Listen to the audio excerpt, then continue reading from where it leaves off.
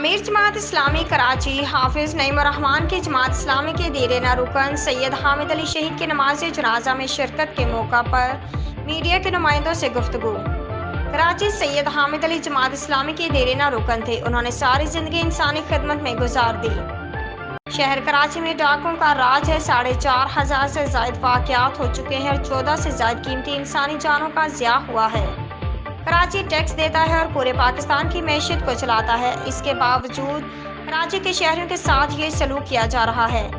कराची को डाकू का रहमो करम पर छोड़ दिया गया है। कानून नाफिज करने वाले अदारे नफरी में महफूज रहते, लेकिन कराची के बच्चे गैर महफूज हैं। जिन लोगों ने जाली तरीके से दहशत गर्दों को मैंडेट जबरदस्ती दिया है वो होश के नाखून लें। कराची के शहरियों के जान और माल का तहफ़्फ़ुज़ हुकूमत और कानून नाफिज करने वाले अदारों की जिम्मेदारी है। ये बात कहकर जान नहीं छुड़ाई जा सकती कि अवाम का तहफ़्फ़ुज़ पुलिस और रेंजर्स की जिम्मेदारी है।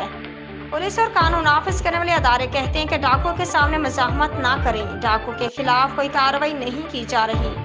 कच्चे और पक्के के डाकुओं को खुली छूट दे दी गई है। कराची के अवाम हाथ पे हाथ धरे नहीं बैठेंगे। अपने हकूक़ के हसूल के लिए जदोजहद करेंगे। नमाज जनाजा के मौका पर अमीर जमात इस्लामी ज़िला वस्ती सैयद वजीह हसन, नायब अमीर जमात इस्लामी कराची सैफुद्दीन एडवोकेट, शहीद सैयद हामिद अली के साहबजादे, अहले मोहल्ला और अजीज़ व अकारब जमात इस्लामी के कारकुनान ने बड़ी तादाद में शिरकत की। नमाज जनाजा सैयद हामिद अली शहीद के साहबजादे अब्दुल राफे ने नमाज जनाजा पढ़ाई। लगाने वाले कारकुन थे और कल यहाँ ठेले वाले को जो डाकू लूट रहे थे तो उस दौरान में उन्होंने जाकर उन्हें बचाने की कोशिश की और खुलेआम दंदनाते हुए डाकुओं ने फायरिंग